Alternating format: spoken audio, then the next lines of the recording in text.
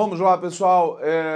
Essa é mais uma aula de língua portuguesa, dessa vez sobre colocação pronominal. Olha, lembra.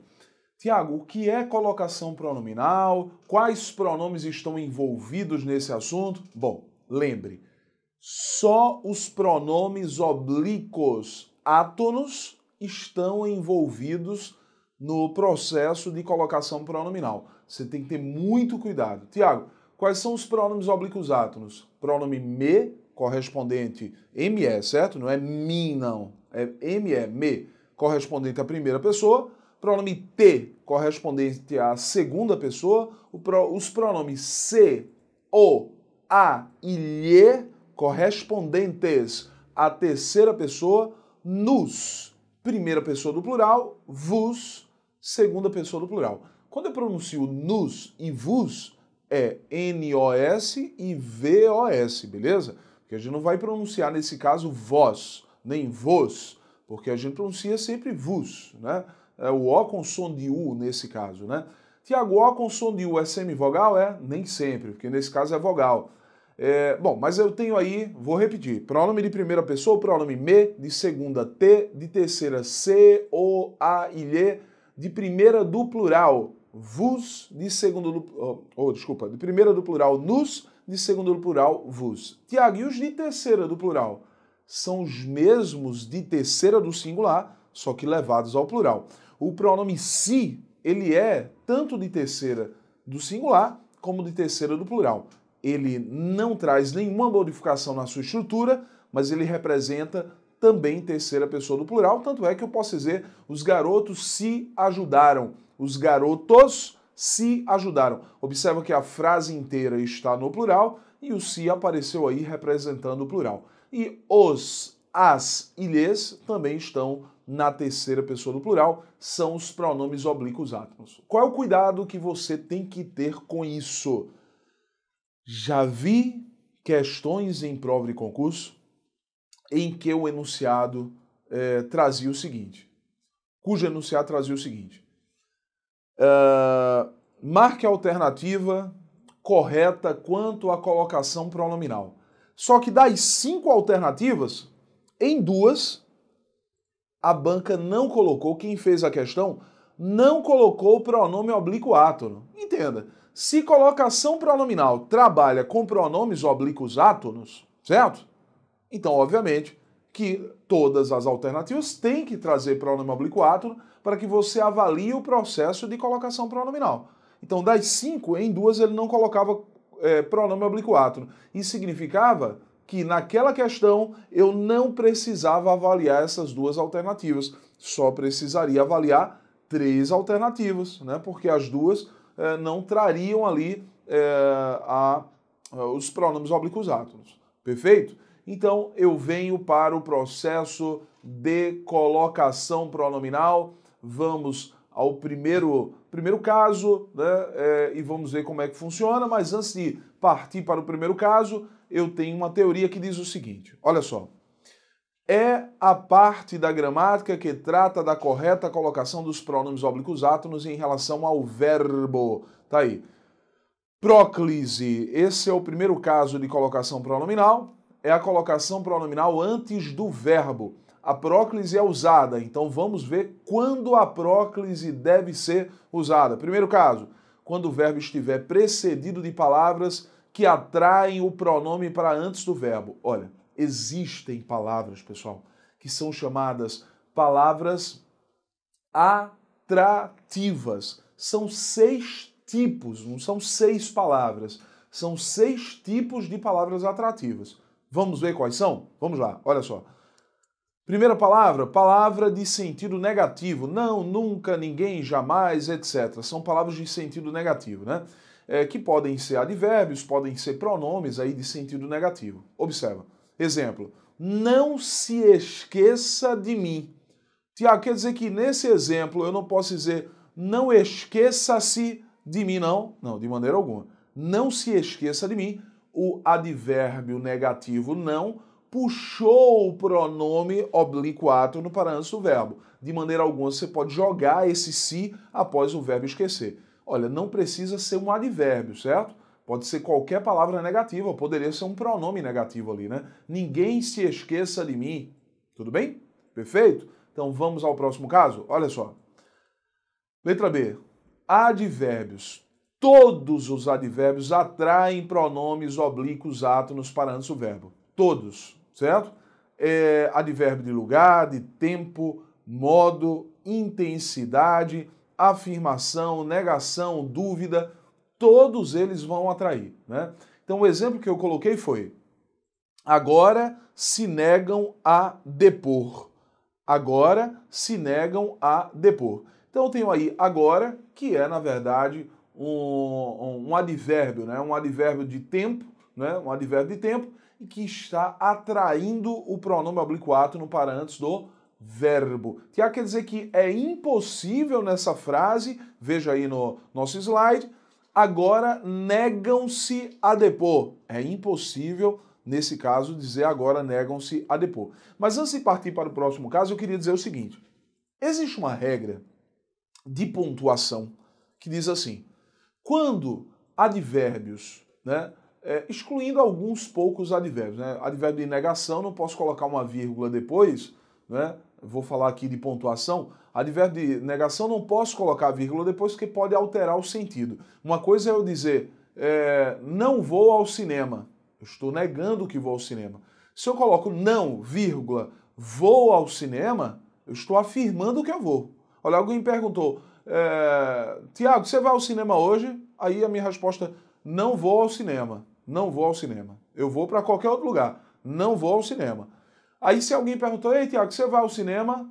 Eu digo, não, vou ao cinema. Não, vírgula, vou ao cinema. Então a vírgula depois de um advérbio de negação altera o sentido completamente, né? Deixa de ser negação e passa a ser uma frase afirmativa, certo? Mas outros advérbios que não sejam os advérbios negativos, quando aparecem deslocados, como assim? Advérbio tem posição na frase? Olha, os advérbios têm uma certa mobilidade na frase, certo? Só que a gramática coloca a chamada ordem direta de uma oração. Qual é, para a gramática, a ordem direta de uma oração? Sujeito, primeiro, depois verbo, depois complemento. O que é complemento, Tiago? Objeto direto e objeto indireto. Então, sujeito primeiro, a gente trabalhou isso em pontuação, né? Então, olha, sujeito, verbo, complemento, objeto direto e indireto, e por último, adjunto adverbial. O adjunto adverbial que é representado, muitas vezes, por um advérbio. Tiago, mas adjunto adverbial sempre não é advérbio? Pode ser outra coisa? Olha, pode ser outra coisa, porque na verdade o adjunto adverbial ele pode sim ser representado por uma palavrinha, que seria um advérbio, mas ele pode ser representado por outras palavras ou uma junção de palavras. Exemplo, eu fui ao... Não, eu comprei um livro, se eu colocar eu fui ao cinema, eu já vou ter um adjunto adverbial aqui, eu quero que você perceba a estrutura completa. Então, eu, sujeito, comprei, verbo transitivo direto, comprei o quê? Um livro, objeto direto, eu comprei um livro, né? E quando eu comprei esse livro? Na semana passada. Na semana passada eu não tenho advérbio nesse trecho, mas indica tempo. Esse trecho, essa expressão indica tempo. Então, se indica tempo, é um adjunto adverbial de tempo. Aí, o que a gente estudou em pontuação?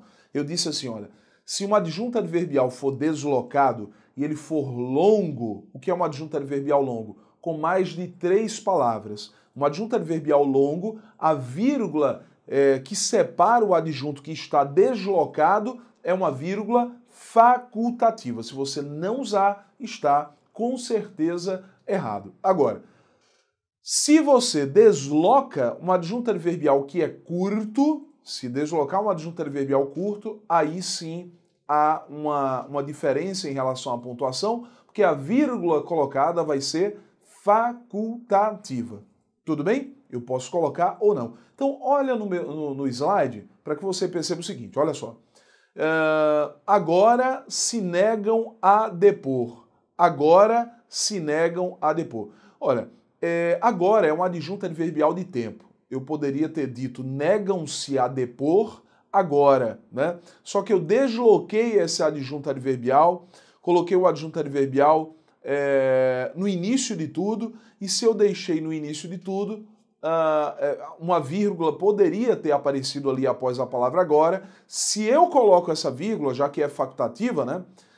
O se não pode mais aparecer nessa posição. Então eu vou dizer agora, vírgula, negam-se a depor. Segunda gramática, após pausa, o que é pausa para a gramática? Pontuação, vírgula, ponto e vírgula, dois pontos, né? Então após pausa, o pronome oblíquo átono vai ser empregado após o verbo, que não seria mais um caso de próclise, mas seria um caso de ênclise. Tudo bem? Perfeito? Vamos ao próximo caso? Olha só. Conjunções subordinativas. Conjunções subordinativas. Soube que me negariam. Soube que me negariam. Tiago, quais são as conjunções subordinativas? Bom, pessoal, são 9 tipos, 10 tipos, na verdade, de conjunções subordinativas. São 9 que pertencem às orações subordinadas adverbiais. Nós já estudamos isso. Orações subordinadas adverbiais, vamos lembrar isso. Olha, conjunções subordinativas que indicam causa, consequência, comparação, condição, concessão, concessão que é aquele valor de quebra de expectativa, conjunções representadas por embora, mesmo que, ainda que, né? Concessão, conformidade, proporção, tempo e finalidade. Vamos repetir? Repete comigo. Quando eu disser, você repete, porque isso ajuda a você fixar o conteúdo. Tudo bem? Ah, Tiago, mas eu estou no ônibus assistindo. Não interessa, repita. Olha, entenda. Você não está aí com fone de ouvido? Repita alto, ainda grite no ônibus. Né? E se o pessoal olhar, Tiago? Não há problema. Né? Olha, é o concurso. Pense na sua nomeação. Não interessa quem está olhando. Olha, vamos lá. Causa, repita. Causa, beleza, ouvido aqui, viu? Olha, causa, consequência, comparação, condição, concessão, conformidade. Essas 6 primeiras começam com a letra C. Vamos repetir? Causa, consequência, comparação, condição, concessão, conformidade. Qual é a próxima? Proporção, tempo e finalidade. Então nós temos aí 9 tipos de conjunções subordinativas que estão ligadas às subordinadas adverbiais. Tiago, tudo bem. Aí relembra aí quais são as conjunções aí? Bom, são várias. Eu vou lembrar algumas aqui, olha. Causais, conjunções causais. Que, porque, pois, porquanto, como. Lembra que a palavra como pode mudar o valor de sentido, porque pode mudar o valor de sentido, mas podem essas conjunções indicar causa, né? Como, aí eu tenho os elementos que só indicam causa. Já que, visto que, uma vez que e na medida em que. Na medida em que só indica causa também, certo? Aí vou para a consequência. Tão que, tanto que, tamanho que. É a estrutura da consequência. Depois vou para a comparação. Como, mais uma vez, tal qual, mais que, menos que, tão quanto, tanto quanto, são estruturas comparativas. Aí vou agora para a condição. Se, caso, desde que, a não ser que, contanto que, né, são elementos aí que indicam condição. Depois eu venho para concessão. Embora, são 10 ao todo. Concessivas são 10. Embora, mesmo que, ainda que, apesar de que, não obstante, posto que, por mais que, a despeito de, conquanto e malgrado. Tudo isso indica concessão. Ai, meu Deus do céu, Tiago, que é isso? Eu não lembro disso aí. Se não lembra, já vou dizendo a você uma coisinha interessante. Você vai errar uma questão na prova do concurso que você vai tentar. Se você vai fazer a prova no próximo final de semana, seja quando você Tiago, eu estou vendo esse vídeo em junho, a minha prova vai ser em julho, ou então minha prova ainda é em junho, eu estou vendo esse vídeo no mês de fevereiro. Não interessa o tempo. Veja, entenda. Se você tem uma prova daqui a 3, 4 dias, você ainda tem tempo de correr atrás disso aí. Mas olha o que eu vou dizer para você. 90% das provas de concurso público trazem algo sobre orações subordinadas adverbiais e orações coordenadas. No que diz respeito ao quê? Ao valor de sentido das orações ou das conjunções. Então você tem que saber as conjunções, certo? Como é que eu faço para decorar mais rápido? Exercício. Quanto mais exercício você pegar, pegue de qualquer banca.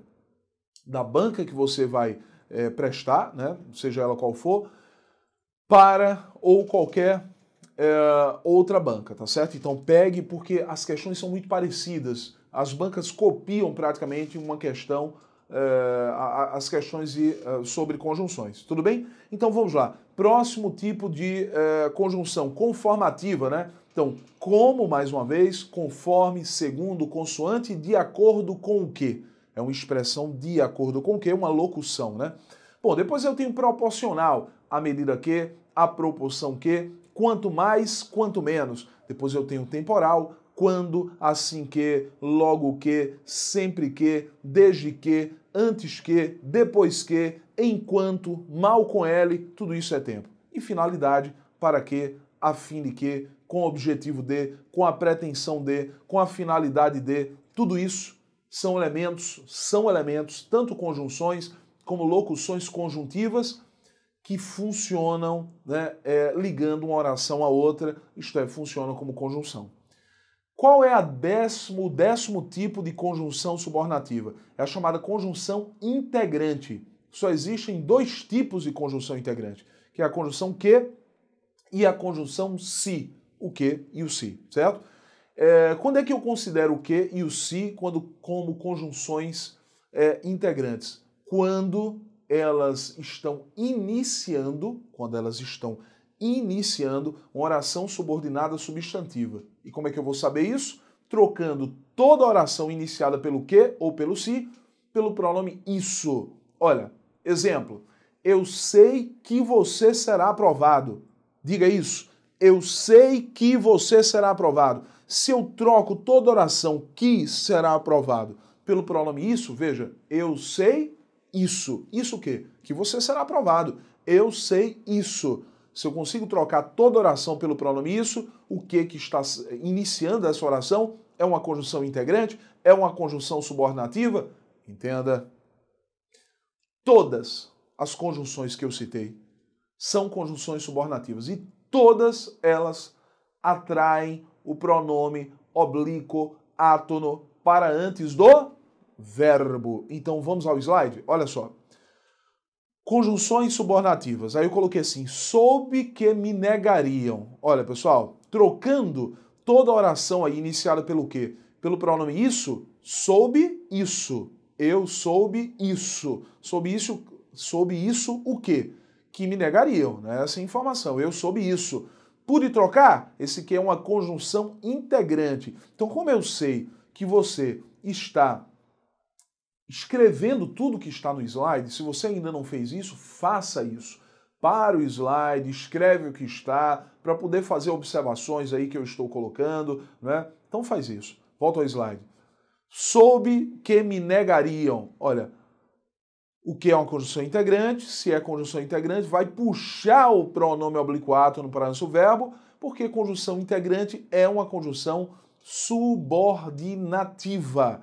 Conjunção integrante é uma conjunção subordinativa, então vai atrair o pronome oblíquo átono para antes do verbo, soube que me negariam, o que atrai o pronome para antes do verbo. Vamos lá. Próximo caso, letra D. Venho aqui, olha. Pronomes relativos.